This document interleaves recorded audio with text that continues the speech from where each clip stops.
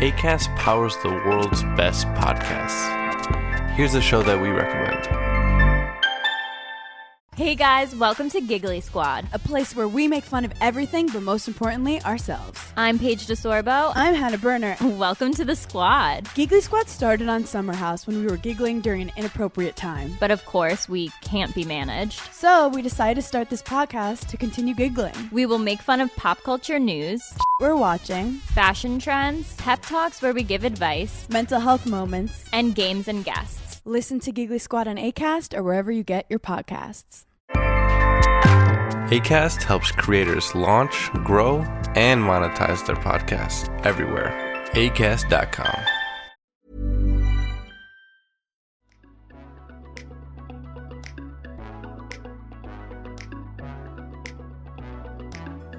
You able to see the red light? I am able to see the red light, dude. We're good. Check something out for me real quick. Yeah. I got a little Halloween thing going on here. What is this? Yeah. Let's go. We'll come to this side. I keep forgetting the camera's over here. Ladies and gentlemen, we have a Friday the 13th Yeah, check that out on YouTube. mug. It says Friday the 13th on one side, and the other side of the mug is the premier hockey mask that Jason Voorhees wore. Yeah, we're going to put a little drink in here so I can sip that today. Little drink. A little drink in there. So, quick trivia for everybody. What's that? What movie did he first wear, Jason Voorhees, the hockey mask? Which installment? I don't know. I don't remember. Guys, I'm not going to tell you, but let us know in the comments. Also got you a little something, buddy. What? Got you a little something. Little Freddy action. Little Freddy. We Freddy are Krueger ready. action. We are. Here you Wow, go, buddy. Oh my gosh, Christmas came early, ladies and gentlemen. We also have a Nightmare on Elm Street. Yeah. With Freddy on both sides. What a badass. These are official, man. That was pretty awesome. Big mugs, too. Big Just mugs. humongous mugs. Very large mugs. Oh, no, my Demigorgon. While you're getting your Demigorgon set up, man. He's First good. and He's foremost, straight. He's straight. thank you, sir. Yeah, man, no problem. Appreciate you. Anytime, You're a good anytime. man. Anytime. My water just tastes scary we'll right now, dude. We'll get us some movie in a pod merch here soon. I love it. Stop hawking everybody else's, right?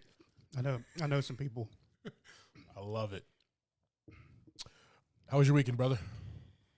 You know, it was supposed to be a little more eventful than it was. We were supposed to hang out together. Yeah, we were supposed to go party at a show. Yeah. And that got canceled because All day of the weather. Saturday. Yeah, the weather. We're going to take the truck down there. Yep. Take the Maverick out in the mud. Yeah. See what happens. Probably get stuck. Straight, just going in the driveway. It's stuck. All right, can you guys park it over there? I can't. It's not going to move from here, guys. I'm sorry. This is where it's parked. Sorry. Right here. For the entire weekend. Sorry, guys. Yeah, so that got canceled and supposed to be rescheduled at some point, but I don't know about that yet. Gotcha. So yeah, 50 Flies, my band was going to play. We got some new merch too. Check this out. I like it. I did see that, dude. Yeah, we got Saw that on your way in. That is Yeah. fly. We got some purple V-necks as well. No. On the, Sign me up. they are lady cut V-necks. I will My still sign statement. you My up. statement stays the same. They might be just a little short, like under little belly out. It's fine. It's Whatever, fine. man. We're in the South. South, dude. It's This 20 doesn't get cold anytime soon. It's 2022. It okay? doesn't get cold. Oh, my belly out. Yeah, Damn, yeah. I don't have my belly out, okay?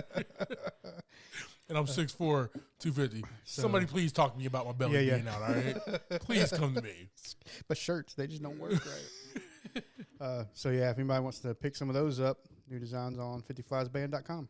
50fliesband.com. Yes, sir. All right. Yes, sir. Love it. I saw the greatest beer run ever. You mentioned that. How was that?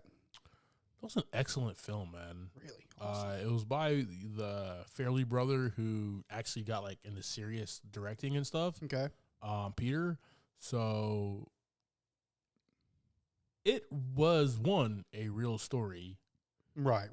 And then two, like, it was really funny, but then it got like heart wrenching because it's about Vietnam War, so that was the war that we probably should have never been in, and people like protested against it and everything, Right. And it's weird because like he I'm not gonna spoil it, but he went over there just to kind of support his buddies who are like in the military, in the war, kind of doing that, and a lot of them were like thankful. Oh man, thanks for the beer. But a lot of them are like, Chicky, why the hell are you over here, man? There's bullets grazing our ass every 3 minutes. Like, why the hell are you over here? And he sees an account firsthand. I feel like the fair question, though. Yeah. Very fair question. Why the hell are you over here, bro? Take your ass back to the Bronx. But he sees firsthand, like, the atrocities of war. Yeah. And it changes him, right? Because he was kind of aloof. He was kind of just skating by. Of course. And he does grow. And that's makes a good movie for me. I will say this, man. Right. Even though he came from like High School Musical and stuff, and you're like, oh, Zac Efron or whatever. Zac Efron as an adult, though, in his adult acting roles, right, pretty solid. Pretty solid. Good deal. That one movie that he did with the guy from Friends, horrible. But everything after that, it's been pretty solid. One with the guy from Friends. I didn't watch Friends, but he was in a movie with one of the guys from Friends. If I say the names, would you know? You have Matt LeBlanc, David Schwimmer. No, the other guy. The other guy. Oh, no, now I forgot his name. That guy, I forgot his name. The one that played Chandler. Yes. He was It's gone. Yeah, well, that guy, whatever that movie was. We're going to find out right now. We're going to find out. I definitely know it, and he would be the last one that 17 again. About. Matthew Perry. There you go. Matthew Perry, yes. There you go. He was 17 again in Matthew Perry. Everything after that movie, pretty solid. Okay. Zac Efron. When was that movie? 2009. 2009. Right. Yeah. Everything before that, I'm good. Definitely good. Definitely a good, solid actor, man. He brought his own in this movie. Okay. Yeah. Highly recommend. This is going to be definitely up there as like Oscar contender. Where did you watch that on? That was Apple TV Apple Plus. TV Plus. Yes, gotcha. Which is gotcha. The greatest. They have the greatest content, dude. Gotcha. Yeah. So good. Bro, we got it. What do we got? Finally. What do we got? We got the full trailer to Black Panther Wakanda Forever. And man, mixed bag of emotions. A lot. Guys, we're not going to review the trailer here, but it was like seminal. It was kind of heart-wrenching. Oh, yeah. It was a lot going on. What were your quick thoughts, sir? Kind of the same, right? A lot of that thing we got from kind of the first teaser thing with exactly what happened to T'Challa in the movie. Yeah. But we get to see a lot more of everybody. Yeah. And this is going to be a long movie, too, isn't it? Isn't it supposed to be like... This is supposed to be like a 161 minutes. It's longer than No Way Home. So, yeah. 120 is 2 hours plus another 40. So 2 hours and about 41 minutes. Yeah. They got a lot to tell. And it looks like it's going to be awesome. I'm here for it. Yes, sir. I didn't know your boy had little foot wings. That kind of caught me. I thought they were supposed to be like little fins. Yo, flying right now. Friend of the pod, Mark. You guys, we've had a couple of interviews with him. Helped us review Top Gun Maverick. He texted me and he was like, "I don't know about my man Neymar with the little footy wings, bro." I said, "It's from the comics, man. He has the footy wings." Yeah. And even Ryan Coogler was like, we try to ground in reality as much as possible, like technology or whatever. Yeah. But sometimes you have to embrace the weird and the strange, right? And stuff that like Ditko and Stanley and the rest of the writers created. Well, that's part of the world. Part of the world, man. Right. Yeah. So if we're gonna have like a rock creature who has relations with another rock creature and creates a baby rock creature, we can have a man with footy wings. Okay, like yeah. We can have a man with footy wings here. Yeah, I'm pretty excited about this one, man. The first one was only 134 minutes. This one is 161, so they add about 30 minutes on. Yeah. So let's go. Yeah. I will say this, man. After watching this trailer, I said, this is what I was talking to Mark about, and I sent you this as well. This looks like the blacks and Hispanics in South Central LA in an all-out street gang war is what it looks like, man. I don't know. I'm excited. Yeah. It looks like Neymar and his team are the antagonist and coming to take over the service world or whatever. So kind of also sounds like the plot from Aquaman. But that's beside the point, though. Yeah. I mean, they're all Atlanteans, right? Yeah. So, yeah. Whatever. One's DC, one's Marvel. Yeah. So one's got little footy wings. It's got little footy wings. Just Jason Momoa. Humongous Jason Momoa. One other thing too, I tried to watch Pinocchio this weekend. Okay. I did not watch it. How far did you get? Super weird, really fast. How far did you get into it? I mean, probably 15 minutes, 20 minutes into it. He was like, he was in that like little puppet show thing. Okay, yeah. I got to like right there. Yep, started to get weird there. Yeah, I was like, That's when I finished it, but that's when I started to like zone out. And like I'm such a big fan of Zemeckis, man. He's so good. Castaway. Movie's weird. Movie's weird, man. But like the story of Pinocchio is weird. Yeah, I've never been to begin with. Yeah. And I think we talked about that. We talked about the trailer, right? So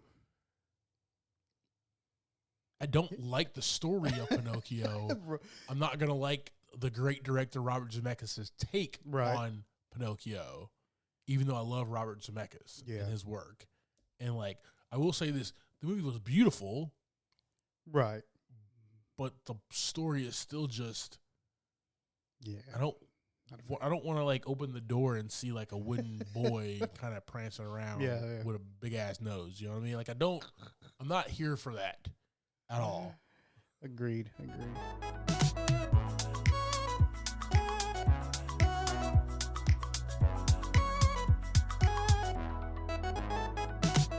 Welcome to this week's episode of Movie in a Pod. I am Clyde Smith. And I am Javier Villalobos. In this week's episode, we are discussing the trailers for Bromates, Tar, Episode 7 of She-Hulk, and our Movie of the Week, Ava.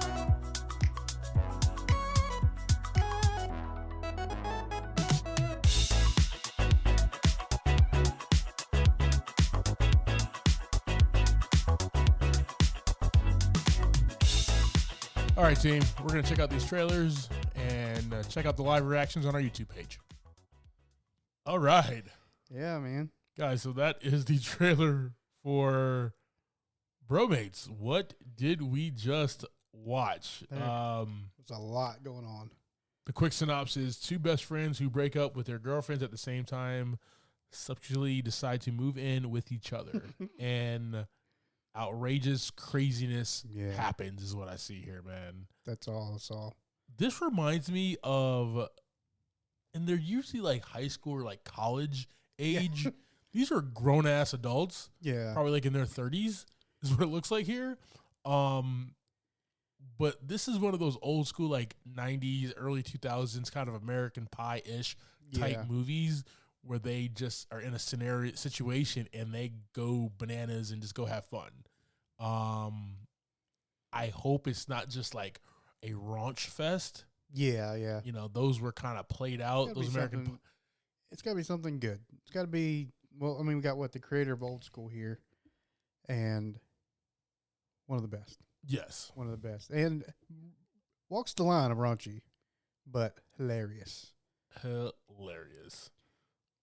I will. This is not going to be a theater drop for me, man.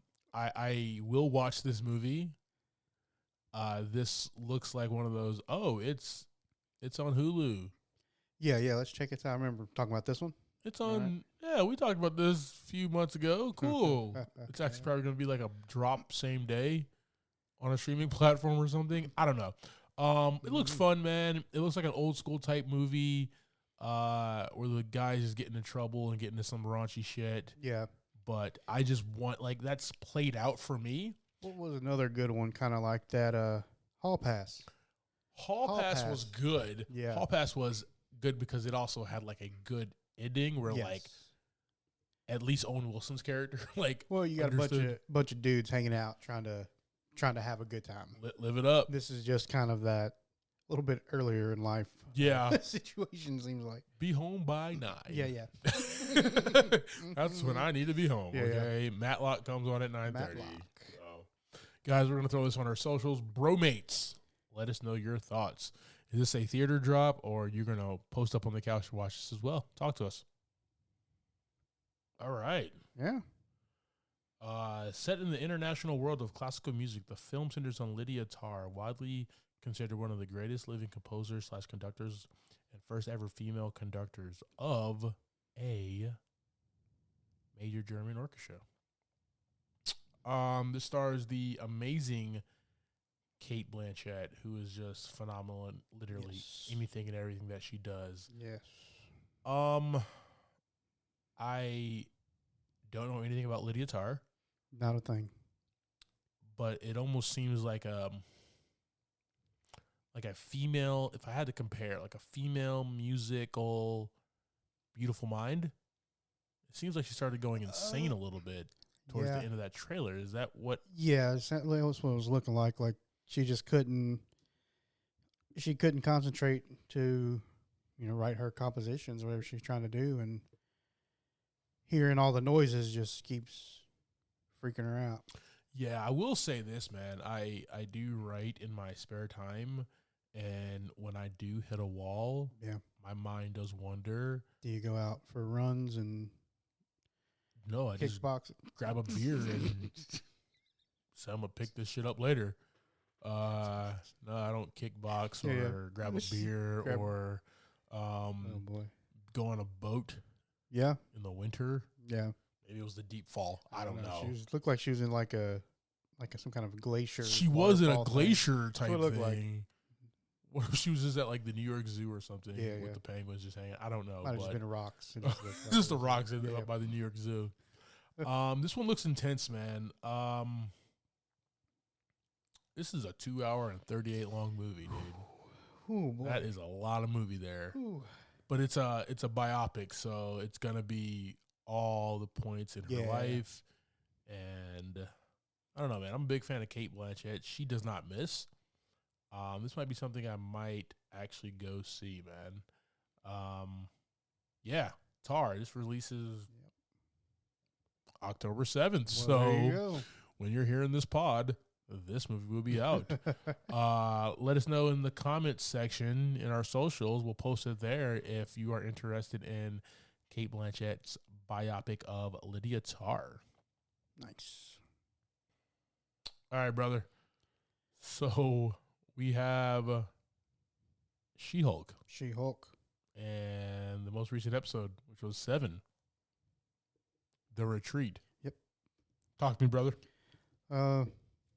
Well, interesting. I think this is one of the more interesting episodes so far. I think so.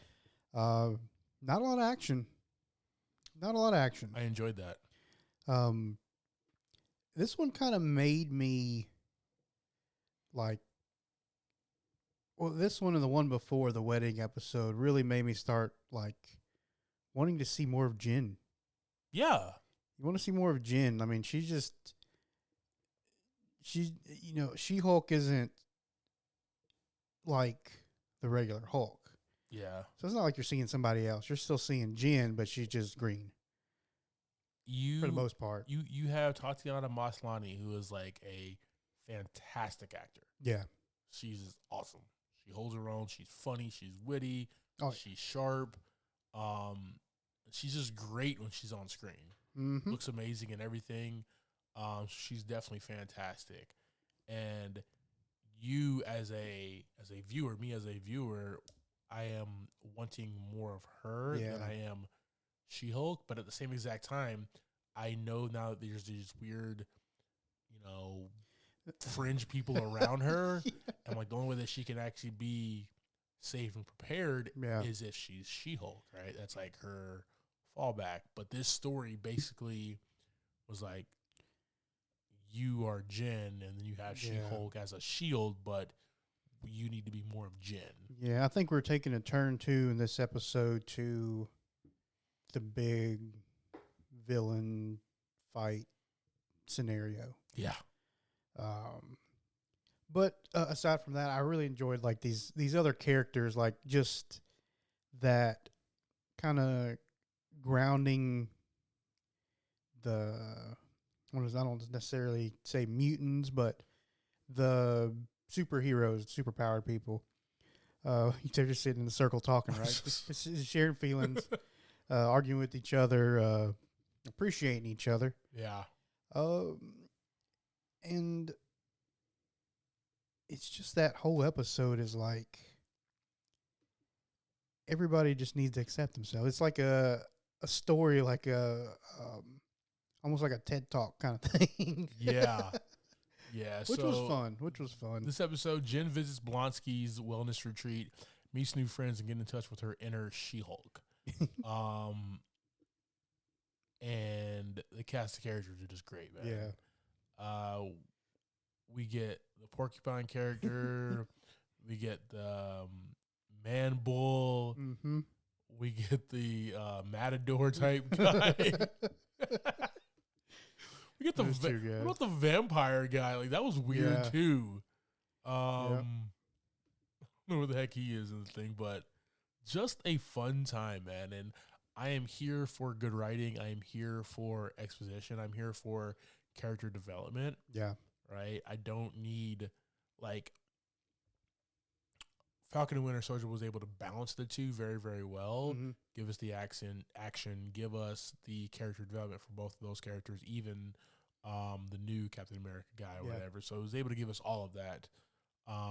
This one, it's more focusing on, like, just Jen and her as a character and less of the action.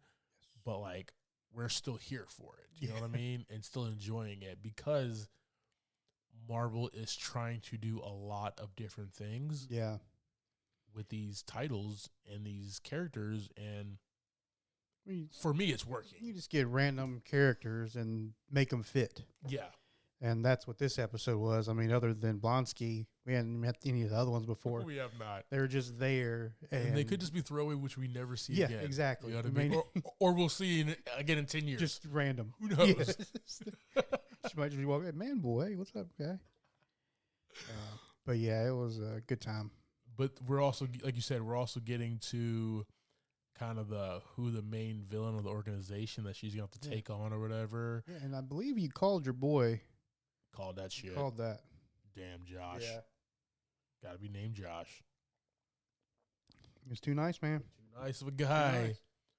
I knew it, man. He was just like, we kind of like Jen more than She-Hulk. Like, you were just, bro, it was too thick, man. It was too thick, bro. On, and her drunk ass couldn't tell the difference. Yeah. Yep. So. Yeah, he did his thing, though. He see right through that shit. Mm-hmm. All right, team. Are you still watching She-Hulk? Are you excited for the next? We only got 2 more episodes left, so 8 and 9. Are you guys still watching? Are you tired of this? Do you want a second season of She-Hulk? I know you ask you guys every week that, but is it up or is it going down for you? Please let us know. All right. Clyde, did you catch Hocus Pocus this weekend? Hey, man. I definitely caught Hocus Pocus, dude. Okay, so this is what we did.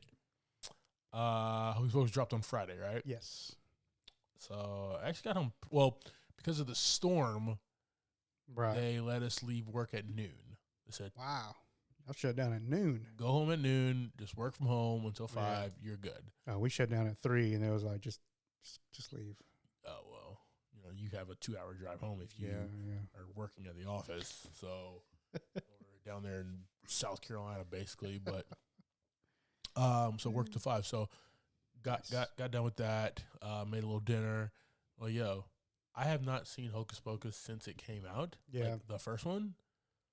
let's watch that. They're only 90 minutes. We did the same. We watched both of them. Yes. I mean, Because I don't remember. Because, like, the whole first, how the cat came to be and everything, I don't remember any. I didn't remember any of that. I started remembering it when they went to, like, the devil's house or whatever. Yeah. In the first movie, and I was like, okay, this is where my 90s child mind connects with this movie here. Everything before that, I don't remember. Like him getting bullied for his Nikes and stuff like that, him playing the drums, his sister scaring him. I didn't remember none of that. So I'm like watching it for the first time. But then when I saw the guy who's dressed as Satan, I was like, here it is. Yeah, here we go. Here's the movie. So definitely watch that. And I was thinking like we were going to watch the second one like on Saturday, the next day. Right into it. And she's like, "No, man, come on, let's do this shit." He said, "You got other places to be? Where are you going?" There's a hurricane outside. Yeah, me and Christina sat down and watched both of them as well. Same thing. We were just posted up some popcorn and caught both of them. What did you think, sir? I liked the first one a little better. Same. The second one was good. I feel like I appreciated the first one's ending a lot more. Yeah. More because, it's witches and stuff, you want to. Happy ending. Disney wants to have a nice feelings ending. That's fine. Wasn't for me on this one. No, it was not, dog. But it was still a fun ride. Yeah. Yeah. And, I liked seeing the witches come back and especially the girl who played the main witch, Bette Midler's character, like the young girl, she was spot on. Yeah. Right? But it was good seeing the witches come back and kind of into this 2022 world and them interacting with these new kids or whatever. It was interesting and fun. I did fall asleep at times. I will kid you not. I just don't know, man. It just didn't capture the essence as much as the first. Like, I think they were trying. It was like, I can't even say it's a cash grab because it was just straight to Disney Plus. Yeah. Is Disney Plus really going to get that many new subscribers off of Hocus Pocus 2? Yeah. The Witches Are Back or whatever it's called, I don't know, but yeah, I mean, it was fun, but the first one's still better for me. Yeah, the first one was just fantastic. Who was your favorite character from the first one? It's got to be Bette Midler's character, man. She just holds down the entire movie, man. Yeah. She's just. I was a fan of Danny, the little girl. She was. Oh, she was Thora Birch. Yeah. She was, for me, one of the key components of that movie. Being funny. But yeah, she's my favorite from the first one. She is. She was good. I see that 90s like cheesy acting. Oh yeah. 100%. Especially when 100%. I forgot all the characters' names, so I apologize. But like the brother and the girl when they first are talking outside or whatever, Max and whatever the girl's name is, when they're talking, I'm just like, dude, this is so 90s cheese right here, all man. Day. And we were locked into this, bro, back in the 90s. Yeah. These are how these kids acted, man. You're checking out this dude's room with his drum set and stuff in it. You just got a drum set, bro? Yeah. You just got like the whole second level of the house. The whole second, this is yours, right? I did like, I forgot about that. The parents dance the night away. Like, I do remember the number that the witches do. Right. But I don't remember that the parents dance the entire night away. Right. Like, I remember them coming out at the end. Yeah. And they were like, "Oh man, this place is crazy. This is crazy party." But like when Danny and Max and the girl get back to their place, they're like, "Oh yeah, it looks like mom and dad are still not home." I looked at it, I was like, did a spell get cast on them or something? Yeah, like, I'm like, oh, it did. They were rocking, dude. Why do I not remember that though, man? 90s were a wild time. I mean, I think the song was "I Put a Spell on You." Oh, that's exactly what the song was, but it just didn't register. until like he said, looks like mom and dad are not home yet. They're just partying. Mom had a great time too. She wasn't even worried about it. She got done. Mom was getting it, okay? With those cone boobies, she was getting it, okay? It was the 90s, guys, okay? It was a wild time. Madonna, okay? man. Madonna. Right? Doing her thing, voguing. I love how we're talking more about the first one than we are the second one, by the way. Yeah. But I will say, man, I think it just comes with the there's a lot of nostalgia with the first one with us. Yeah. That's what we grew up with, even though that movie bombed. I mean, That movie bombed. But it's like it's a classic now. Even Carmen was like, I'll watch this I don't know how you don't remember this shit. I watch this every Halloween. Yeah. 31 Days of Halloween on Freeform. I'll watch this shit. It's 31 times. I'm watching a Halloween damn movie every night. Yeah. So Hocus Pocus 2 was all right. Yeah, but it just wasn't for us. I think so. You know what I mean? It's for the kids. I did like that there was another coven of witches. I thought that was kind of cool. Right. Not just regular humans trying to outwit them, but they did kind of up the stakes as far as who the witches were going against in this. I did enjoy that. But, yeah, man. Hocus Pocus 2. That was definitely Friday night. And enjoyable. Everybody on social media was like, got the popcorn and the snacks, posting up with the kids, Disney Plus night, Hocus Pocus, Bette Midler's back. Mm-hmm.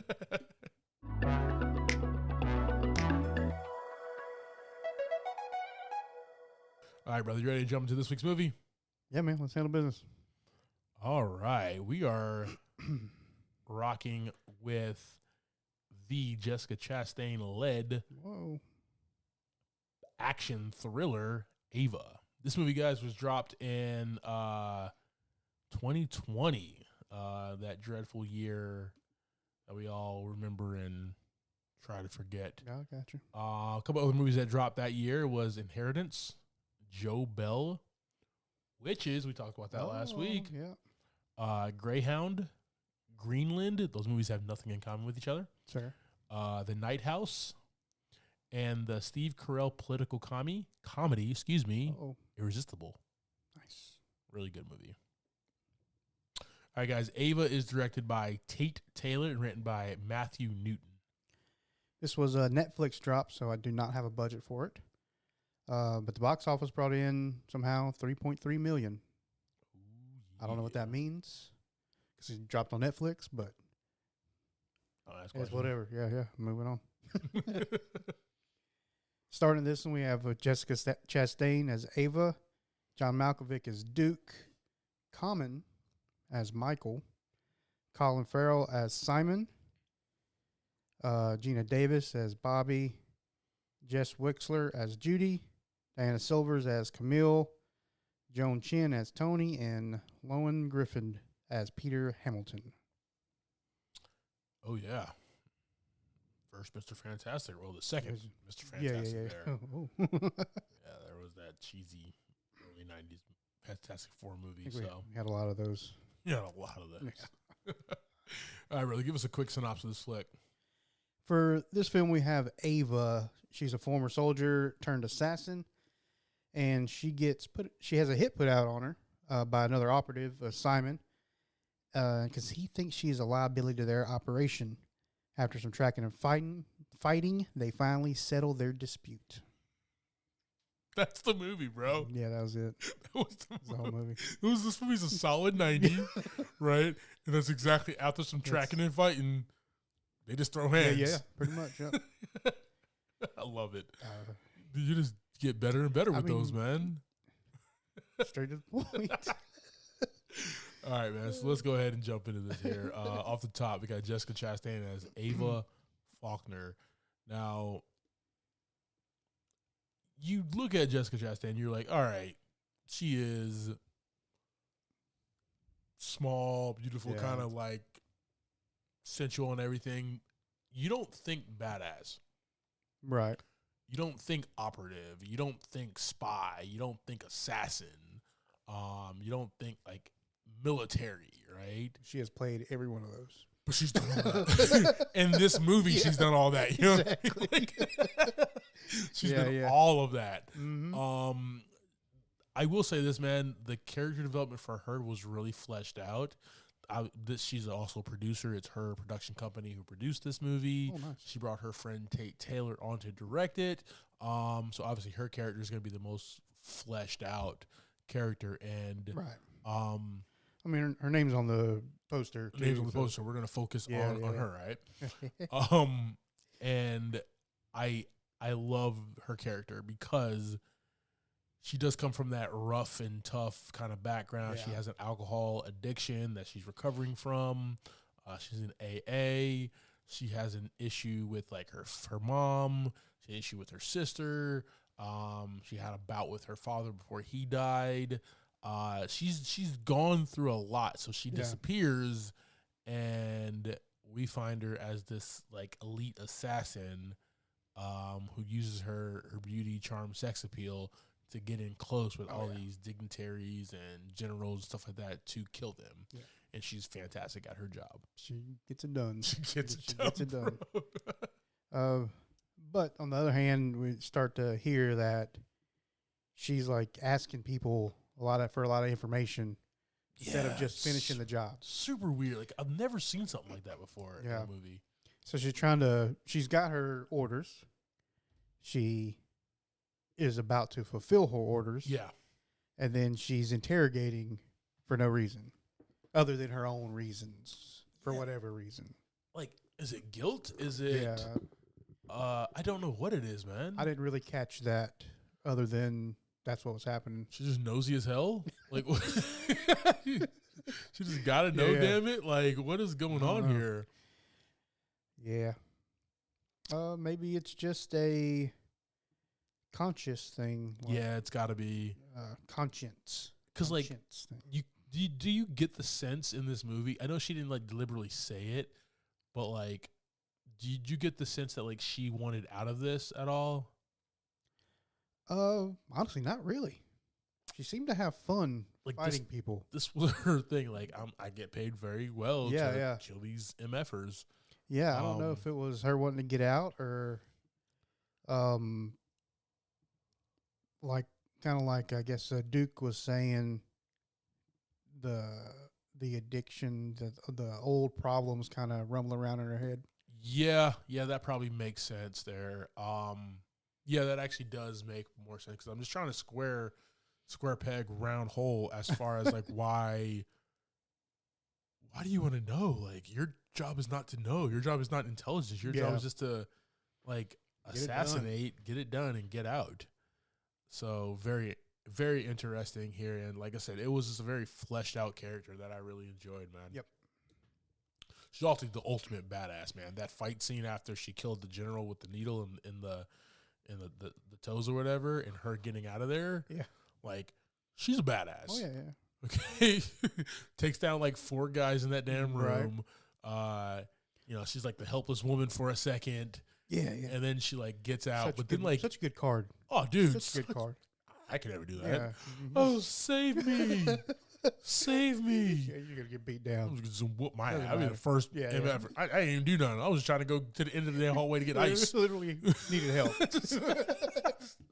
just holding a bucket of ice just in my robe, just trying to get back to my room, guys. That's it. And I just catch an ass whooping. Like get down on the ground. Exactly. I do also like her. She has great hand-to-hand fighting skills, but when she finally got out of the hotel and she was hitting those corners and like shooting those guys, man, just the accuracy, and she's had like had that gun training, gunfighting training and stuff like that, right? And it just shows. It looks badass on film. So, all right, man, let's jump over here to John Malkovich, the legendary John Malkovich, man, Duke. Her handler. Talk to me. He comes out kind of like the father figure for her here. Confronting her about all this stuff and talking about, like I said, I was wondering if her addictions were coming back. If the addictions were now messing with her judgment. Yep. Was she drinking again? Was she doing this, that, or the other? But he seems to genuinely care for her, which you would think somebody in that position is like, I take care of you. Your handler, but after that, Yeah, whatever. You're more just an asset to me, and I think Right. that's the difference. Like we've seen, like the protege. yeah, There was one there was a Netflix drop. I forgot the name of it, but it had Woody Harrelson as the handler. mm-hmm. It took place in Japan or China or somewhere, and like he was an asshole handler yeah, who like tried to get her out, but like eventually like undercut her because at the end of the day, she's money to him, right.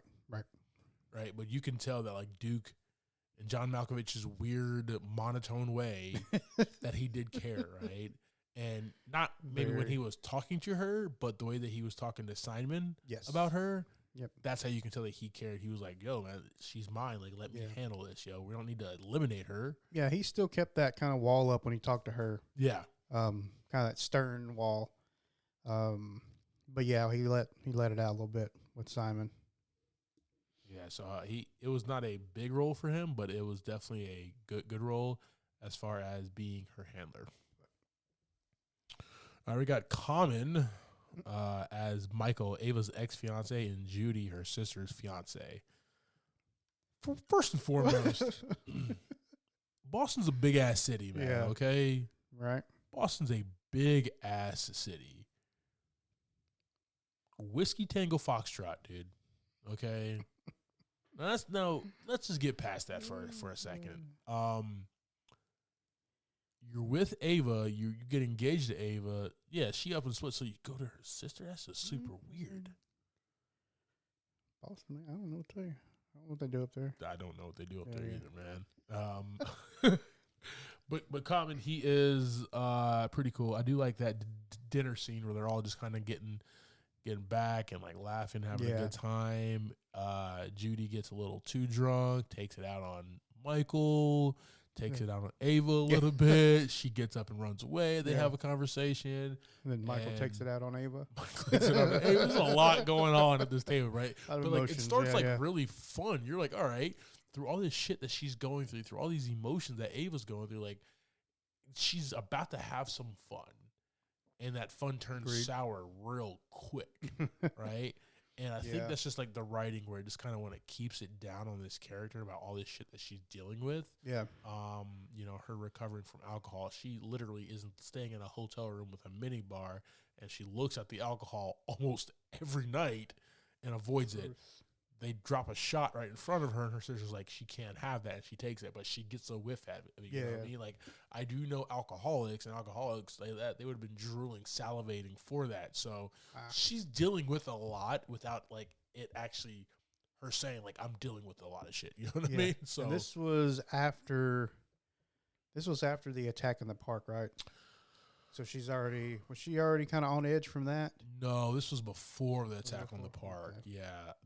We identified the guy. Like Simon calls him in and says like stand guard, but after that she gets attacked in the park. That's right. By him.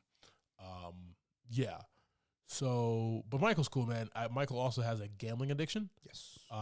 Because Judy comes to Ava's hotel room. Was like, I can't find Michael. He's been out all night. I'm not answering his call. Blah blah blah. And it's literally right after that they're at dinner and everything. He's about to get his knees taken out. Kneecap's gone. Just messing with the wrong people, man. Why you mess with people's money, man? Don't do that. Yeah. And she kind of goes in and saves the day and whips everybody's ass, and that was kind of cool.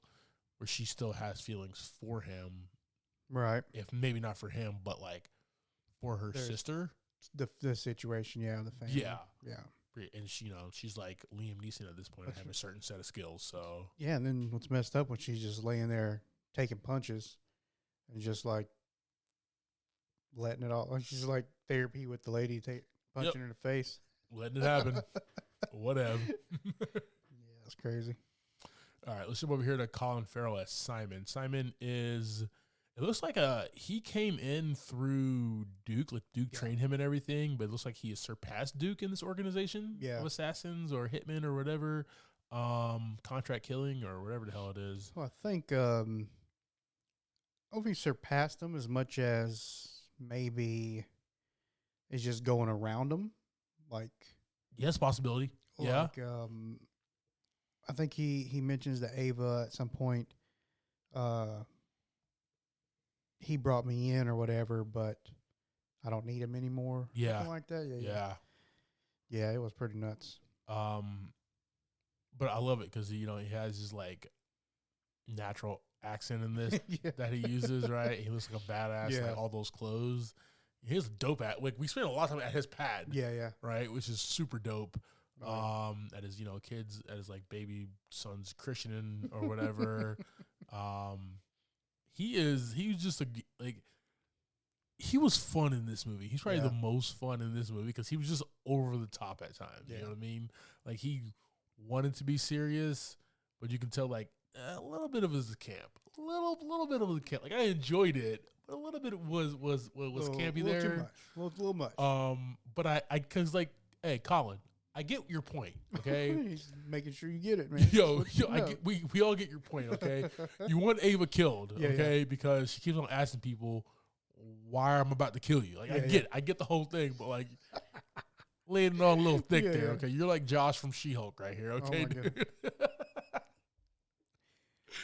But he's like, and when they throw down at the end, he's this badass assassin as well, man. Like because like we've seen this Ava just handle people, all movie.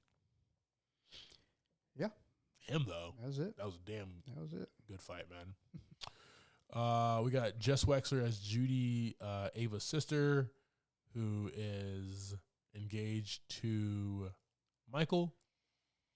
And a little beef. It's a little. Her and Ava just can't click. There's a couple things there, man. This is where good exposition is. Dad's dead. Mom's in the hospital. Ava was not there. Judy had to take care of everything. Right? Yep. Done. I'd be pissed off as well. Oh, yeah. Hell, like, somebody I know who's dealing with that. Yep. So, you know what I mean? Oh, yeah. And it's upsetting. So, I get the beef. I get the stress and the strife and everything. But, like,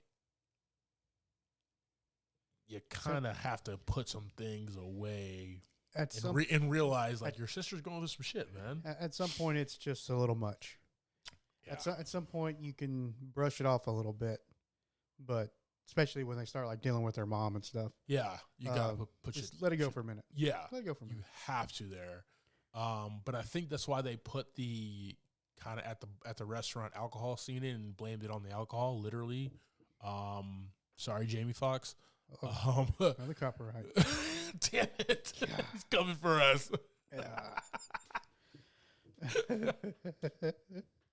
Shit. Such a good song, though. Yeah. Anyway. But yeah, so you just gotta put that to the side. But that alcohol scene was there to kind of be like, all right, well, she's an asshole. She can't let it go because she's also been taking all these shots and drunk all night. So, interesting character. And she's in a band, so she's kind of doing stuff around doing her thing. Boston there. Skipped over the beautiful Gina Davis, so I'm going to go back to her real quick. Very small role.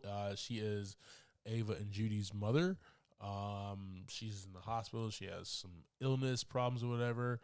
I just want to say this, man. Have you ever seen the movie The Long Kiss Goodnight with Gina Davis and Samuel L. Jackson?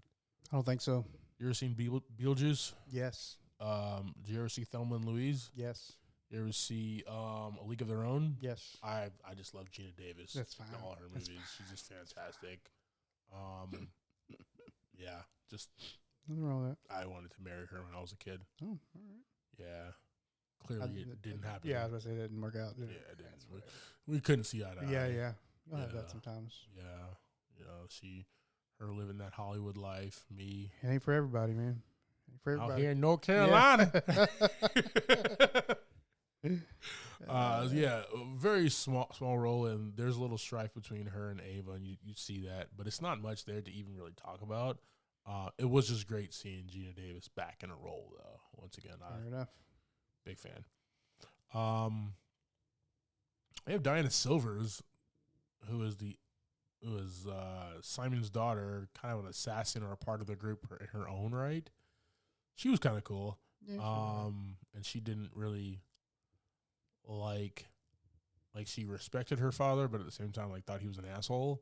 I mean, he continuously talked about women not supposed to be in the field. Exactly. So that'll do it. All right, then. It'll make you feel a little weird, yeah. But like sends his daughter in the field in the first act, you know, like the first scene. She's already holding pistols and everything, right? Ready to roll. So whatever.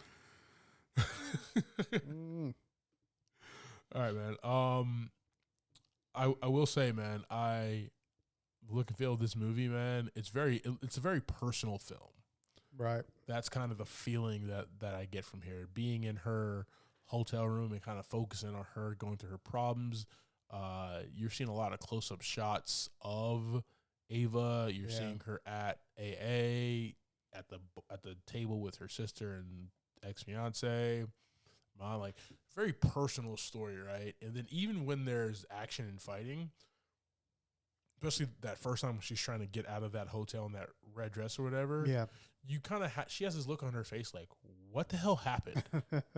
Where the hell did this go wrong? Like, this is not how these things are, right? And she even says, like, that I said the name wrong, right? Like, she even knew. Yeah. But like I said, very personal story, man, and very focused on her. I did like that we used that was loud. That was an accident. Sorry about that. Yeah, it's all good. Yeah. I'll let it slide. You got one more strike. It's all good. It's got one left.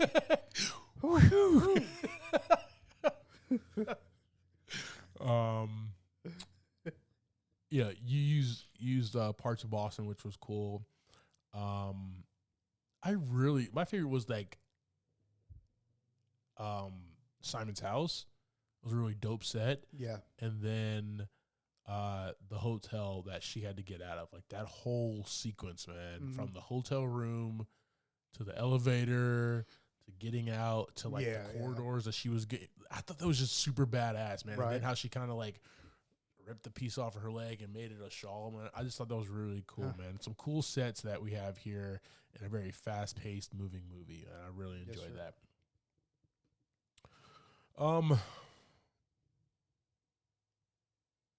I kind of spent this morning thinking about a theme for this, right? We're recording again on a Tuesday because traffic was just stupid yesterday. Things happened. Yep. So I kind of had an extra day to kind of think about this, man.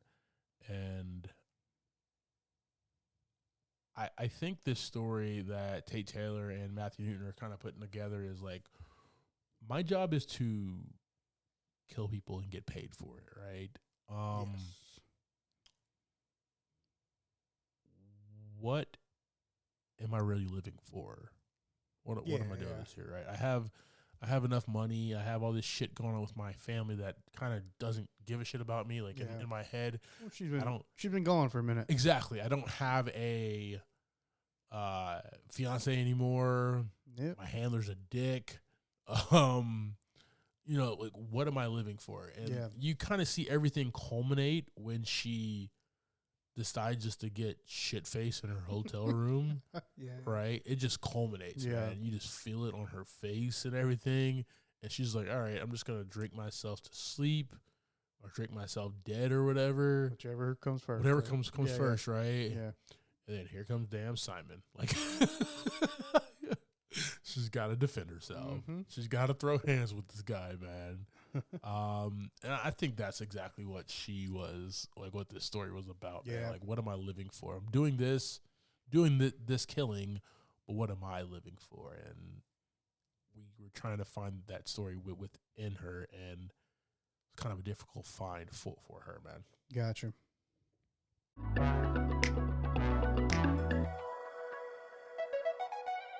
All right, James, so that's our conversation about Ava, dropped in 2020.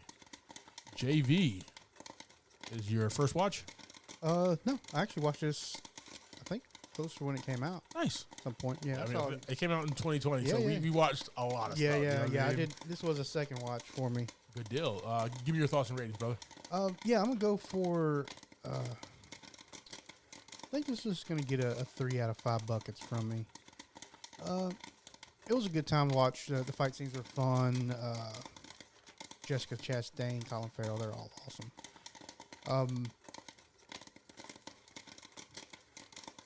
I watched it a second time. Yeah. Because of the pod. I didn't really watch it again because I wanted to. I think it's a movie that it's going to be a one-hitter. You watch it once and it's like... Not really cool. that memorable, yeah. Yeah. I mean, I watched it, and when I watched it this time, it was... a lot didn't stick in my head. But other than that, man, like I said, the fight scenes that they had were great. Yeah. And all the actors do a good job in it, man. What about you? Yeah, man. I do like the characters in this movie. Yeah. I think the plot and overall was a little... I see what they were trying to do, but it was a little thin. You know what I mean? Yeah. Even when I'm trying to talk about my theme, I was trying to grasp for things that really weren't there. Jessica Chastain, she doesn't miss. She's fantastic. John Malkovich comes out, always does his job. Colin Farrell, fantastic. Tom and Gina Davis, just a great cast, man. Yeah. And I do like the fight scenes, and it gets 2 buckets of popcorn. And the reason why it gets that second one is I really enjoyed that hotel getaway. Yeah. That was just it's just that's where it's at. it's so badass, man. Yeah. It's so well choreographed, man, and she was just awesome. She takes my man's flashbangs and everything. It was just so cool, man. And Tate Taylor is just a great director. Kind of put that together. So fantastic. Good deal. All right, team. Thank you for subscribing to this week's episode, Talking Through Ava. Next week, we'll be discussing the David O. Russell new flick, Amsterdam. That'll be playing in a theater near you. I am Clyde Smith. You can find me on Twitter and Instagram as I am Clyde D. Smith. I am Javier Villalobos. You can find me on Twitter and Instagram at Mr. J8200. Thanks, guys. Appreciate it.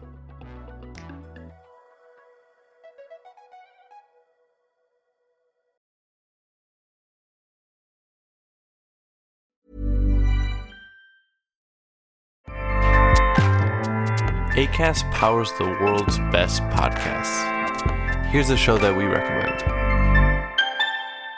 Hey guys, welcome to Giggly Squad. A place where we make fun of everything, but most importantly, ourselves. I'm Paige DeSorbo. I'm Hannah Berner. Welcome to the squad. Giggly Squad started on Summer House when we were giggling during an inappropriate time. But of course, we can't be managed. So we decided to start this podcast to continue giggling. We will make fun of pop culture news, We're watching, fashion trends, pep talks where we give advice, mental health moments, and games and guests. Listen to Giggly Squad on Acast or wherever you get your podcasts. Acast helps creators launch, grow, and monetize their podcasts everywhere. Acast.com.